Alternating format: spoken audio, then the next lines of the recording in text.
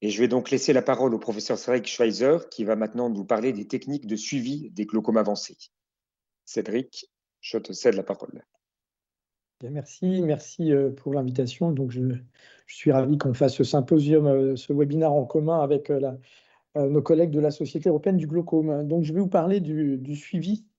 Quel suivi proposer dans les glaucomes avancés, ou plutôt quelle particularité de suivi. Donc, tout d'abord, Louis l'a abordé. La première particularité au regard du suivi, c'est le type de sévérité de glaucome. Un glaucome sévère, c'est pas seulement un glaucome qui a moins 12 décibels de perte, c'est aussi un champ visuel qui n'est pas forcément très dégradé, mais avec une atteinte paracentrale. Et donc, ce qui est commun finalement dans la classification de la sévérité du glaucome, c'est la menace à court et à moyen terme sur la fonction visuelle. La deuxième particularité associée au glaucome avancé, c'est que certes, on les observe dans les glaucomes primitifs angle ouvert, soit à pression élevée ou dit à pression normale, bien que probablement que le cutoff de 21 mm mercure soit à revoir, mais c'est aussi plus fréquent pour les glaucomes chroniques par fermeture de l'angle et plus fréquent dans les glaucomes secondaires. Donc il faut effectivement savoir dépister ces deux types de glaucomes lorsqu'on a en première, lorsqu'on détecte pour la première fois un glaucome avancé. Troisième particularité, c'est qu'il faut quand même connaître les facteurs prédictifs de progression des glaucomes avancés.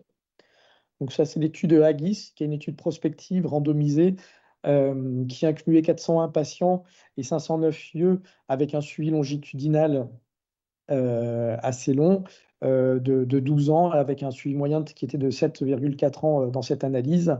Et donc, plus on avance en âge, plus le risque de progression est important. C'est aussi associé au nombre d'interventions. Et c'est aussi, ce qui était assez intéressant, original dans cette étude, c'est les fluctuations pressionnelles sur le long terme supérieures ou égales à 3 mm de mercure. Et le risque de progression, donc cette progression était observée dans 30% de la cohorte, et ce risque de progression était de 30% supplémentaire par incrément de 5 ans ou par fluctuation pressionnelle supplémentaire d'1 mm de mercure au-delà de ces 3 mm de mercure. La particularité aussi des glaucomes avancés, c'est l'évolution naturelle de la maladie.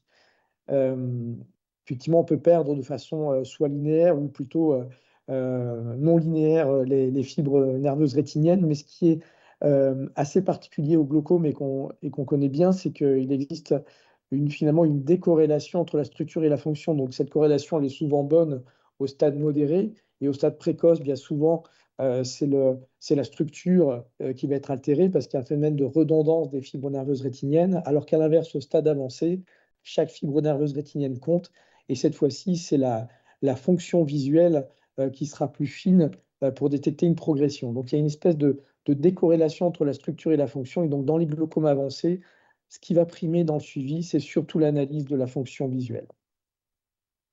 Et enfin, dans les particularités, c'est les coûts et l'altération de la qualité de vie associée au glaucome avancé. Donc, c'est pour cette raison qu'il faut les traiter de façon efficace. Donc, évidemment, au stade modéré pour éviter qu'ils soient au stade avancé, et surtout lorsqu'ils sont au stade avancé, puisqu'il y a 2 à 4 fois plus de coûts qu'au stade précoce. Et c'est notamment lié au fait qu'ils ont beaucoup plus besoin de chirurgie et de rééducation basse vision, qui s'est associé également à des coûts indirects en relation avec le handicap, l'altération de la qualité de vie et surtout avec les comorbidités, avec plus de risques de chute notamment. Alors, quelle stratégie de suivi? Bien évidemment, c'est la pression intraoculaire en première intention.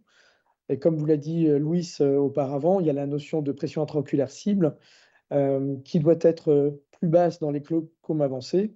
Et donc, ça fait partie des 5 critères importants pour déterminer si la pression cible doit être basse ou élevée. Il y a aussi le statut de l'autre œil. Je vous ai mis aussi cette capture d'écran des recommandations de la Société européenne du glaucome, où effectivement, si on a perdu un œil d'un côté, on aura plutôt tendance à avoir une pression cible plus basse de l'autre. Et évidemment, c'est ce qui peut arriver lorsqu'on a un glaucome avancé. Donc, quelle pression obtenir et quel suivi pressionnel est nécessaire? Donc, comme vous le savez, on raisonne la plupart du temps en pourcentage de baisse pressionnelle lorsqu'on cherche à traiter nos patients. C'est ce qui permet parfois de s'affranchir des chiffres, et notamment dans les glaucomes à pression plus basse. Mais dans les glaucomes avancés, il y a des seuils qui ont été retrouvés dans les 2 principales études. Donc, il y a l'étude Haggis, dont je vous ai parlé auparavant, et Louise vous en a parlé dans la communication précédente.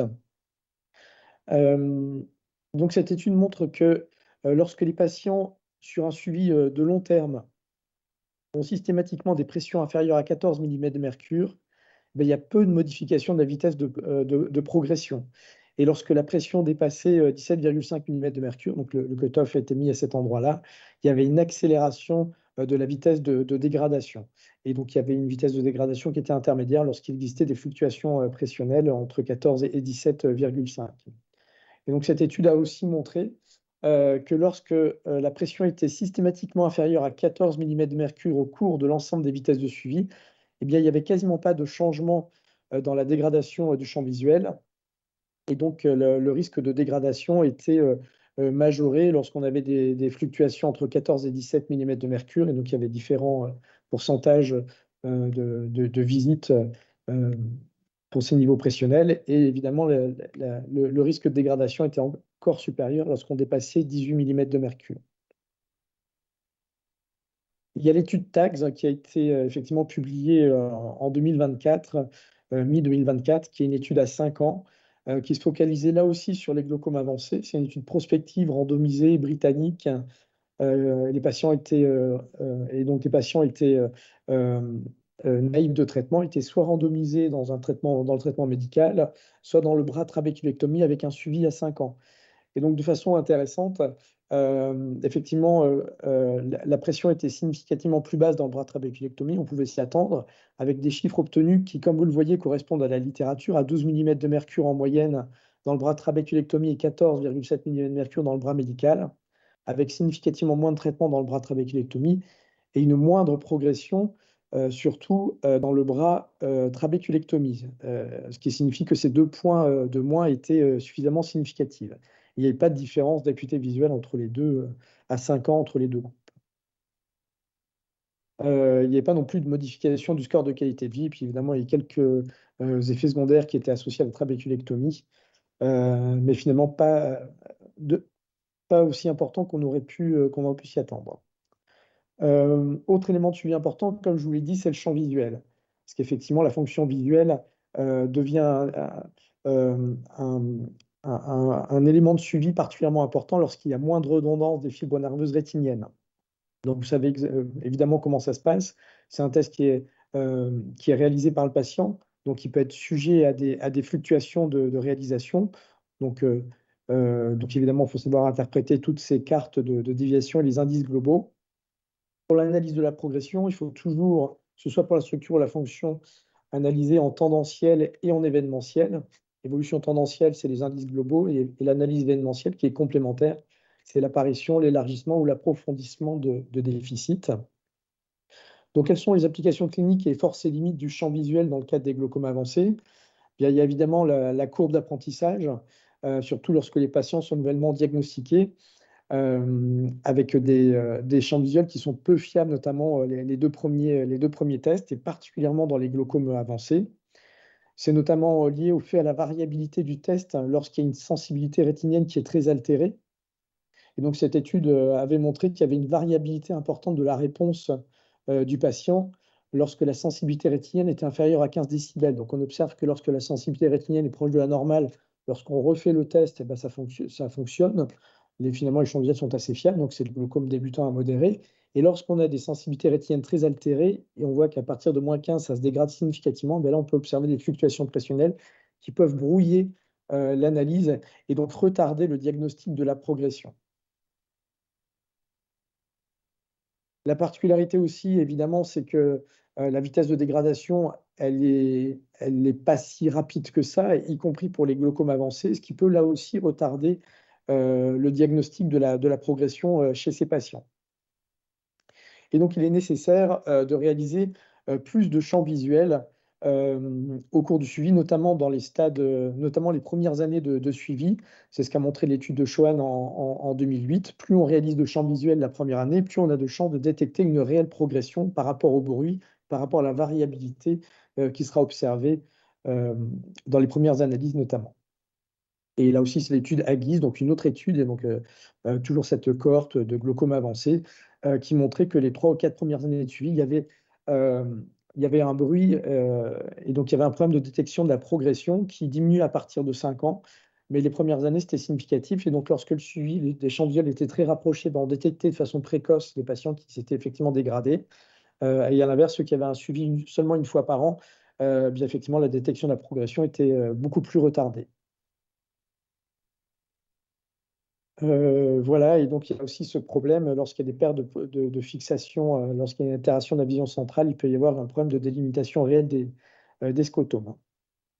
Donc, dans le cas des glaucomes avancés, donc il y a un stade débutant du côté gauche, et du côté droit, on voit un glaucome avec une atteinte paracentrale. Bien, vous avez le fameux gaze-tracking, qui est l'indice qui nous permet de voir si le patient suit bien la fixation centrale.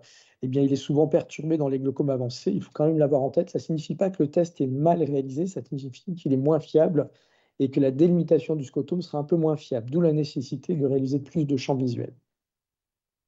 Champ visuel 24.2 versus 10.2, c'est une étude de 2015, rétrospective, mais qui était quand même assez intéressante puisqu'il analysait au moins 5 champs visuels avec des comparaisons de performance de progression entre les deux, et qui montre que lorsque les altérations sont débutantes à modérées, donc de moins 6 décibels ou entre 6 et 12 décibels, il n'y a pas de différence significative de changement des champs visuels 24.2 ou 10.2. Donc, il n'est pas très intéressant de réaliser un 10.2 finalement s'il n'y a pas d'atteinte paracentrale. En revanche, lorsqu'on est entre moins 12 et moins 20, et encore plus lorsqu'on est inférieur à moins 20 décibels, mais là, il y a une différence significative et le champ visuel 10.2 est plus intéressant, notamment parce qu'il y a plus de points testés sur une zone plus restreinte, et donc ça va affiner la sensibilité du champ visuel pour détecter la progression. Et donc, je finirai sur l'analyse de la structure et de l'OCT. Donc, comme je l'ai dit, c'est un peu moins intéressant pour diagnostiquer la progression, mais comme toujours, il faut avoir une analyse complémentaire, puisqu'on peut quand même tirer quelques informations, avoir quelques éléments d'alerte et qui nous permettent de suivre un peu plus finement certaines zones du champ visuel. Donc, la détection de la événementielle et tendancielle de la structure et de la fonction doivent se compléter, ce qui est toujours le cas dans le glaucome, mais c'est toujours vrai dans les glaucomes avancés. Ce qu'il faut retenir, c'est que l'OCT, ça mesure pas seulement l'épaisseur en fibre nerveuse rétinienne, mais aussi la glie et le tissu de soutien, et aussi les vaisseaux, gros vaisseaux et les capillaires. Ce qui fait qu'il y a un effet plancher et que l'épaisseur en fibre nerveuse rétinienne, elle descend rarement en dessous de 45 microns. Donc, globalement, les études montrent qu'il n'y a pas tellement de différence pour détecter la progression entre les paramètres RNFL, GCC ou les paramètres BMO qui analysent l'épaisseur minimale de l'anneau neurorétinien, mais que ça dépend aussi du stade de sévérité de la maladie. Et donc, cette étude a aussi montré que l'analyse maculaire permettait de détecter de façon plus précoce des progressions par rapport à l'analyse RNFL, ce qui a du sens parce que même si toutes les fibres optiques ne passent pas par la macula, dans les stades plus avancés, effectivement, cette zone est plus affectée, mais c'est aussi parce que les fibres nerveuses rétiniennes sont plus étalées. Lorsqu'il y a une perte, il y a moins de redondance là aussi, donc elles sont détectées plus facilement que sur le RNFL où il y a plus de superposition de ces fibres nerveuses. Et donc, cette étude longitudinale montrait notamment la même chose, c'est-à-dire que le complexe ganglionnaire permettait de détecter de façon plus précoce la progression par rapport au RNFL sur cette courbe de survie. Avec une illustration sur cette image où on voyait effectivement que le complexe ganglionnaire s'allumait de façon plus précoce par rapport au RNFL, où rien n'apparaissait, et par rapport au champ visuel.